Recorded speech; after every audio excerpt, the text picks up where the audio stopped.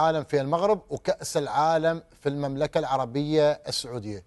أنا لا أعلم لماذا المعلق الرياضي حفيظ الدراجي دائما ينتقد المغرب والمملكة العربية السعودية، ما أعرف ليش هاي الانتقادات. أنا أعرف.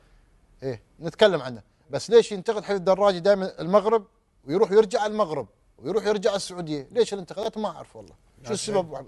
لأنهم ناجحين، هو مش ناجح حفيظ الدراجي. لا مش بس هذا، شخصنة يدخل امور سياسيه في امور رياضيه. حفيظ الدراجي هذا هو الواقع، يدخل امور سياسيه في امور رياضيه للاسف. شخصنة حزبيه، امور بالضبط. اخرى. نعم. وهذه الامور المفترض ان واحد من مثله رجل له في معلق يعني رياضي. نعم، له في الرياضه باع طويل، المفترض انه يبعد من هذا الأمر. اسم ولك جمهور ولك متابعين خسر ولك جمهوره. محبين.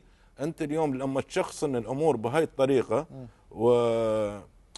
وتبعد نفسك عن المجال الرئيسي اللي انت فيه وتدخل نفسك في امور حزبيه مثل ما قال وامور كذا وتنتقص من بالضبط. كابتن عادل هو قال في البدايه المغرب ما بياخذونه، خذوا الحين كاس العالم هم اسبانيا وكذا. قال هو عنده مشكله مع المغرب على قال السعوديه 48 فريق، كاس العالم 34، وهم صعب انهم يسوونه، بيعطونا اكثر من دوله. كاس العالم لو كان 60. نعم والله اكثر من دوله وخذوه وبروحهم. فيعني لا هو قاحم نفسه طالع. لا القافله تسير، هو ما عنده، هو بالاساس ما عنده سالفه. القافله تسير المغرب والسعوديه اكبر عنا بكثير يعني. اكيد.